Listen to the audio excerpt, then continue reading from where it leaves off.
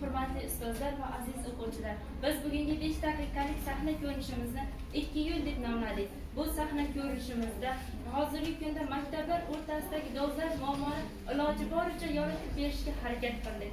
Bizning bu sahna ko'rinishimiz telefon yoki kitob mavzusiga bag'ishlangan. Umid qilamanki, bu sahna ko'rinishimizdan o'zingizga oz bo'lsa-da nimanidir olishga harakat qilasiz. Marhamat, biz o'z sahna ko'rinishimizni boshladik. Salom o'quvchilar. Assalomu alaykum. Va alaykum assalom. Hozirgi darsimiz 16lar. Hamma daftar kitobini chiqarib, darsga darhol tayyor bo'lib olsin. Xo'p.